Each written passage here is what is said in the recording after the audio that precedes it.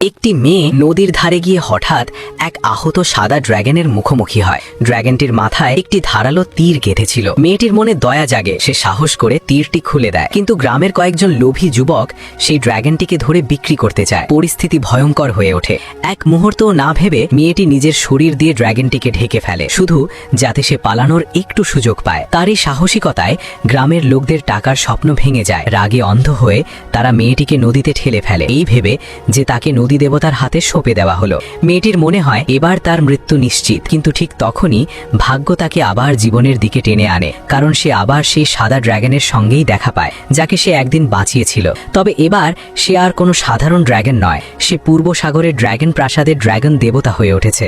কৃতজ্ঞতাবশত সে মেয়েটির প্রাণ বাঁচায় এবং তার সঙ্গে সম্পর্ক গড়ে তোলে। মেয়েটিকে একটি মর্যাদাপূর্ণ পরিচয় দিতে সে রাতারাতি ড্র্যাগন প্রাসাদে ফিরে গিয়ে নিজের মা ড্র্যাগন মহারানীকে সব কথা জানায়। মহারানী খুশি হয়ে বলেন যদি সে নিজের পছন্দের মেয়েকে বেছে নিয়ে থাকে তবে শিগগিরই তাকে ঘরে নিয়ে আসুক।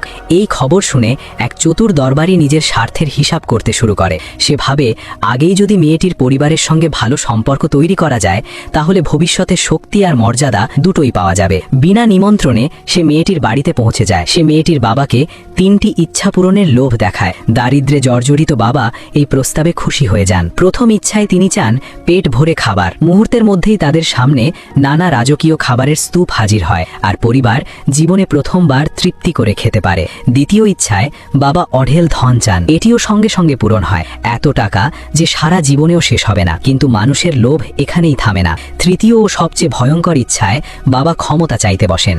দরবারে নিষেধ করার চেষ্টা করলেও তোষামোদে শেষবারের মতো জাদু ব্যবহার করে এবং পুরো পরিবারকে সরাসরি প্রাসাদে নিয়ে যায়।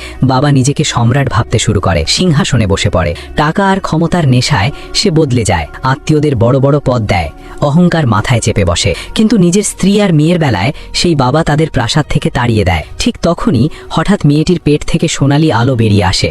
সবার সামনে তার শরীর থেকে একটি সোনালি ড্র্যাগনের ডিম জন্ম নেয়। এই ঘটনায় আকাশ পাতাল কেঁপে ওঠে। ড্র্যাগন প্রাসাদে তোলপাড় শুরু হয়।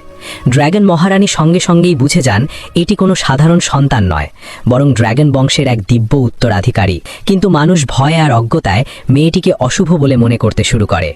লোভী বাবা এটিকে নিজের বদনাম ভেবে মা ও শিশুকে হত্যা করার আদেশ দেয়। ঠিক সেই মুহূর্তে ড্র্যাগন দেবতা নিজের রক্তের ডাক অনুভব করে। সে বুঝতে পারে এটি তারই এবং সেই মানবী মেয়েটির সন্তান। আর দেরি না করে সে নিজের আসল রূপ ধারণ করে। আকাশ থেকে নেমে এসে সবার সামনে সত্য প্রকাশ করে। সেখানে একদিকে দাঁড়ায় মানুষের লোভ আর অন্যদিকে দেবতাদের ন্যায় বিচার। দুটি মুখোমুখি হয়ে যায়।